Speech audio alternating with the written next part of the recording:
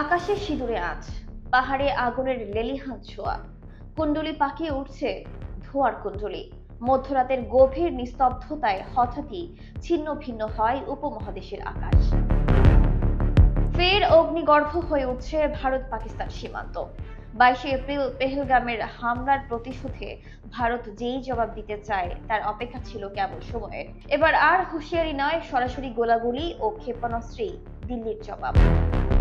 ভারতের প্রতিরক্ষা মন্ত্রণালয়ের ঘোষণায় জানানো হয়, অপারেশন সিন্দুর নামে পরিচালিত এই অভিযানে পাক অধিকৃত কাশ্মীর সহ অন্তত 9টি স্থানে আঘাত হানা হয়েছে।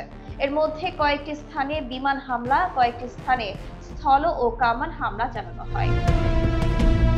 পাল্টা প্রতিক্রিয়ায় পাকিস্তানের প্রধানমন্ত্রী শাহবাজ শরীফ বলেন, ভারত কাপুরুষের মতো আচরণ করেছে, আমরা এর উপযুক্ত জবাব দেব।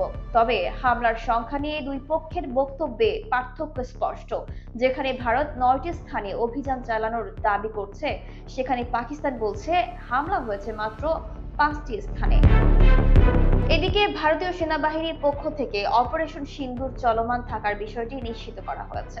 সেনাবাহিনী জানায়, সন্ত্রাসের জবাব অস্ত্রে দেওয়া হবে এবং পাকিস্তানকে কৌশলে কোণঠাসা করা হবে।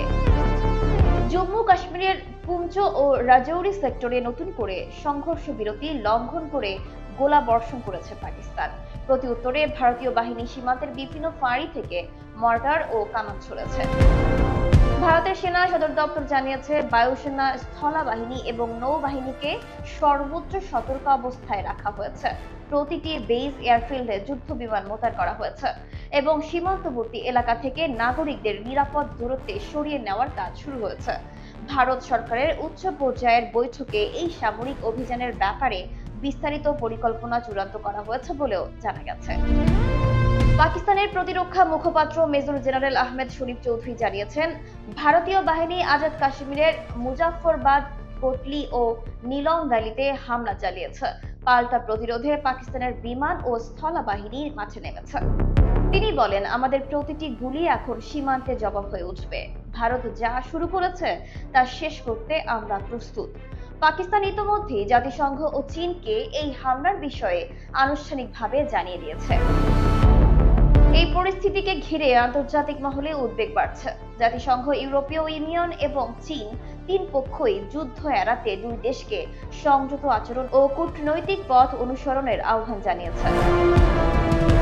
বিশেষজ্ঞরা বলছেন, দুই পারমাণবিক শক্তির এমন সংঘাতে সামান্য ভুল থেকেই শুরু হতে পারে পূর্ণমাত্রার যুদ্ধ। কাশ্মীর সীমান্তকে ঘিরে 1947, 1965, 1999 প্রায় প্রতি দশকেই যে আগুন জ্বলে উঠেছে, এবার তার ধাক্কা আরো গভীর ও বিস্ফোরক। সবচেয়ে উদ্বেগজনক হচ্ছে, এই উত্তপ্ত পরিস্থিতিতে এবার ভারতের যুদ্ধ বিমান ও ড্রোন ভূপাতিতের ভিডিও প্রকাশ পেয়েছে।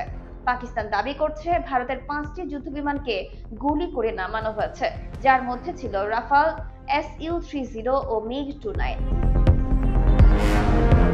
ভারতের পক্ষ থেকেও দুটি যুদ্ধ বিমান ধ্বংসের কথা আনুষ্ঠানিকভাবে স্বীকার করা হয়েছে।